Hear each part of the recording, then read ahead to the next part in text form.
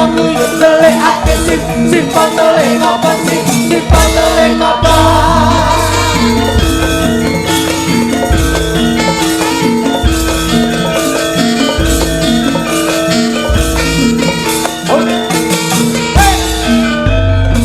Cuplet suwang ngetik kelenteng Manuk ketunduk-tunduk Pak empole lale sapa nguyut delikake simpon delik ngopo simpon delik ngopo simpon delik ngopo ning Mas Ayu Winong Nawangsih asli saking Tulungagung. Pas kalian tembangipun Andung Katresnan. Nggih, tinggal Katresnan. Terus mangke ya digarap rong versi, pertama dangdut, kedua jaranan. Oh, kira-kira nek pertama dangdut, kedua jazz. Wah, iya ora ya. Niku. Sukses lho. Nggih. Ora apa-apa karo nggih ngedem swasana. Nggih. Mang bawani sik nduk Winong, cekak wae mung Asmara Ndono. Ayo, nggih. Asmara Ndono sing lam-lam tilam kae, Nduk. Ayo. Jaranan dangdut kreasi Halo. rineng kaintaing baksa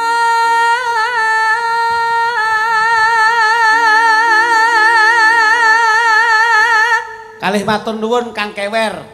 Wah, nggih ketua panitia niku. Rijinge sip, sone ya kepenak. Tur iki kagungane piyayi kene kabeh. Alhamdulillah sedaya nyengkuyung. Sak lightinge barang niku. Nggih. senterewe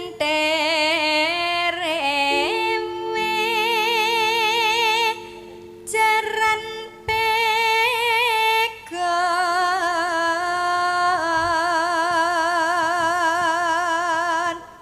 Ya ming sing tak nggumuni siji Mas Cahyo. Napa? TV sakmono iki antene sak pira? Kowe ora ngerti karo teknologi kok. Wah, iya kuwi. Videotron kuwi jenenge. Oh, nggih. Nggih. Ayo. luas gemas nuju prana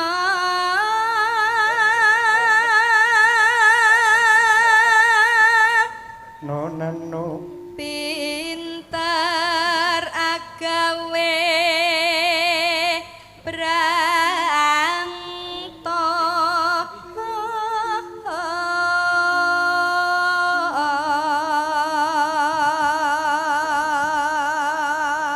Niki lurah-lurah sedaya rawuh Mas Cahyo. Inggih, dawuh leres Pak Camat ugi rawuh. Saged nular wonten desa-desa sanesipun. Nggih, leres mung nyatanipun benjang tanggal 20 Mei menika wonten Desa Purwosari Mbabatan ugi wayangan le. Pokoke kuncine siji Mas. Napa? Kula niku urip teng Ponorogo meh 16 tahun. Terus?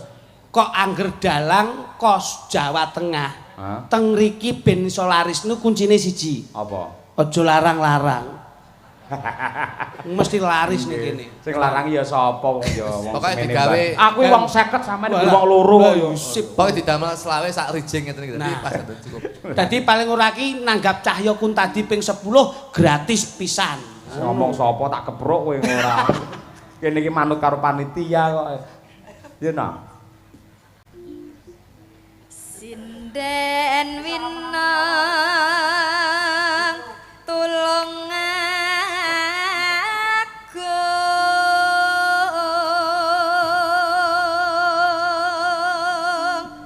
Aja nganti piye, Nduk? jangan Sukron. tininggal Enggak sepo. tresno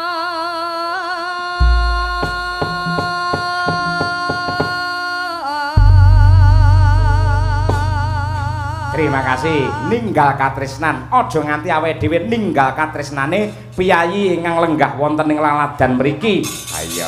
Ini katresnan luar biasa untuk kelestarian seni budaya yang tercinta mligine wayang kulit. Ya, Sukosari memang hebat. Monggo, yuk.